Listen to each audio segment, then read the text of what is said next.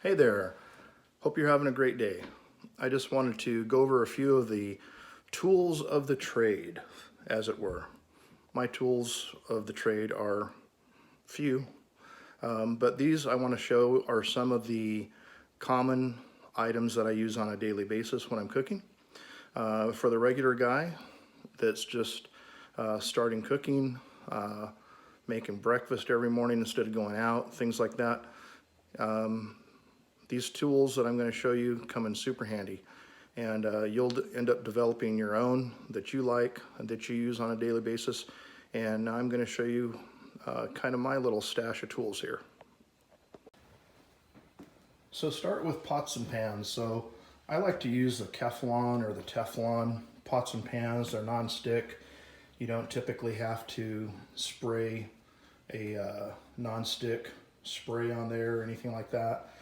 So I've got a larger 12-inch pan. So if I'm grilling some chicken indoors instead of on my barbecue, or if I'm cooking a whole pound of bacon or sausage or something like that, I can get a lot more in there and do it quicker. I have 2 omelet pans. This is my latest member of the family. I love it. It's an 8-inch omelet pan, and it is scratch free, just pristine. And you want to keep it that way. So when you're washing it, you want to use something along the lines of a little sponge. You definitely don't want to scrub it with anything abrasive, just some dish soap and a sponge.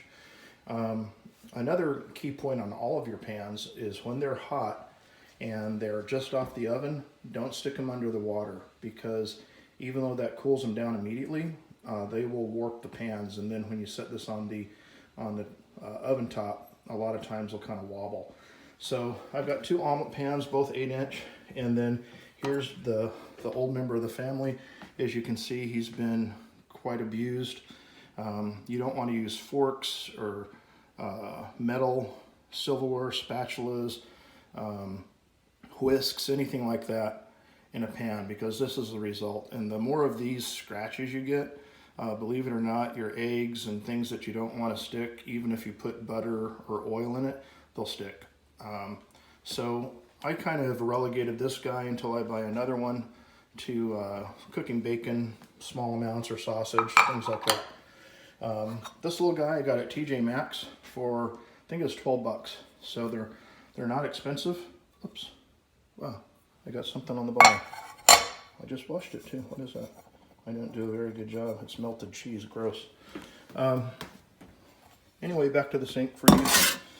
So other thing is a regular pot. If you're cooking oatmeal or rice, cream of wheat, white rice, man, you can do so many things with that. It makes a great breakfast with butter and sugar, some cinnamon and milk, with some toast and maybe some bacon or something. But it's good to have a nice pot that you can use for boiling hard-boiled eggs, whatever the case is, whatever you want to do. Cheese grater. This is kind of an all-purpose one, different size grates of cheese. Comes in super handy. On your Teflon pans, like I said, you always want to use either rubber or wood. You don't want to use anything metal. This little guy is super great if you want to start beating down a chicken and make it thinner. Kind of put it inside of a plastic Ziploc bag and start pounding on that and getting it thinned down a little bit. What else? Cutting boards are always great to have for chopping up your vegetables, whatever the case is, maybe your meats and things. This little guy here, this is pretty cool. So this looks like one of those things that you'd lay on the beach, and this needs to move and it folds up. It looks like what you'd use on the beach to get a tan. I don't do that because I would be lobster red, but I use it as a grease splash guard. So if I'm cooking bacon or sausage, something that's typically prone to a lot of splashing, then this works super good to contain the grease in one small area instead of all over the counter and all over the stove. So I think we got that at either a thrift store or TJ Maxx. You can find them out there. I don't even know the proper name for it. Maybe it's a splash guard, who knows. But that works really good. these are things I use almost every day when I'm cooking. You always want to keep butter around. I use the salted butter. If you have medical issues that don't allow you to do that, you can get unsalted butter. Regular salt and pepper. These are a couple rubs. My wife likes this rub on her steaks and chicken, and I like the Lowry's. So we each have kind of our own flavor of what we like there.